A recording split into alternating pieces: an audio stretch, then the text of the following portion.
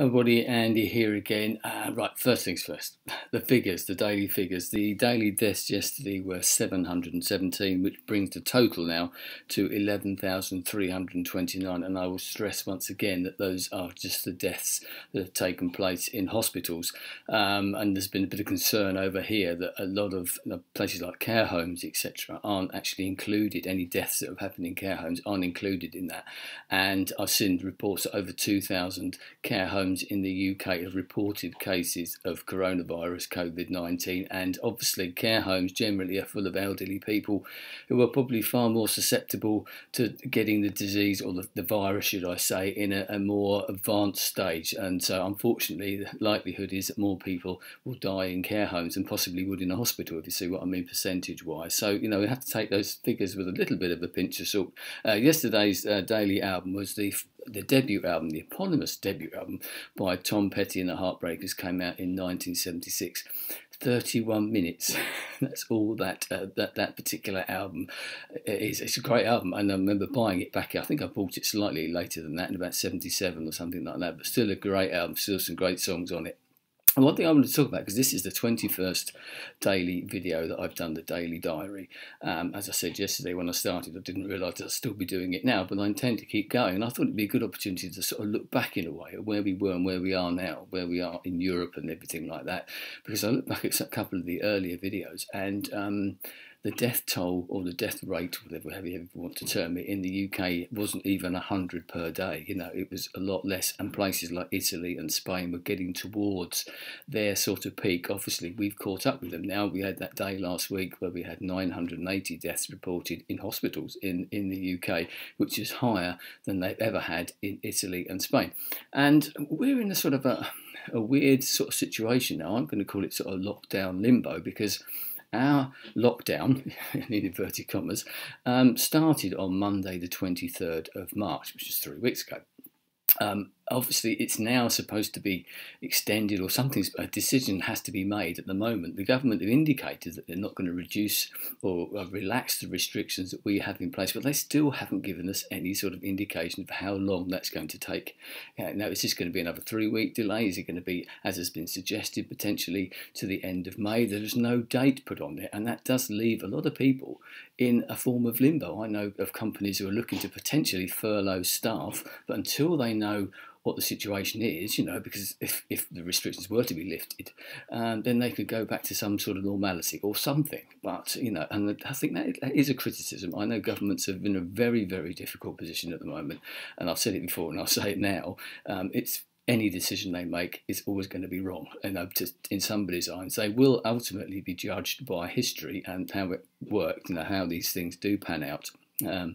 But and we're looking to what other people have done, and if we look at somewhere like France and Italy and Spain now, President Macron in France yesterday announced that their lockdown is going to stay until May the 11th. See, there you go, that's how you do it. Tell people where they are, and they've still got very strict conditions. In places like Italy and Spain, they have just started to relax some of their restrictions, because they feel that they're over the peak of their virus, their pandemic, however you want to term it. That doesn't mean they're going to, they're not being very serious about this. They are slowly relaxing.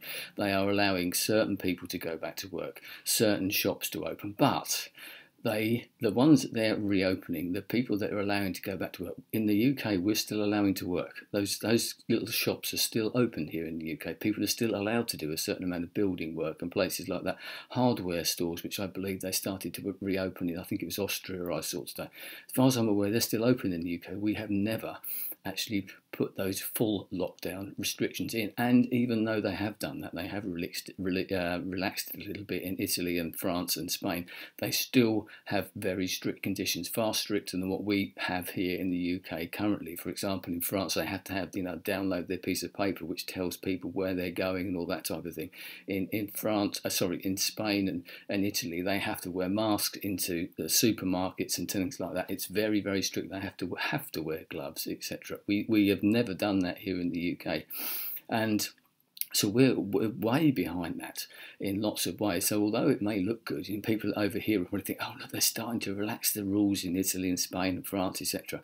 Yes, but but there's a little bit of a caveat to that, and I'm a little bit cynical. Although, as I said, it's very hard for governments to predict what's going to happen. As I said, any sort of rule they put in place decision that they make is going to be overhauled, and fine toothpicked at the end of the day. I do think that there's a little bit of uncertainty. As I said, we're in that limbo position here in the UK because partly because we don't know what's going on, but I think there's also that sort of vacuum in government at the moment because Boris Johnson's been ill, he's recovering, other people are taking his place. But you'd like to think that, I think that's why the decision hasn't been made yet. A date hasn't been put because he's the one who needs to do that.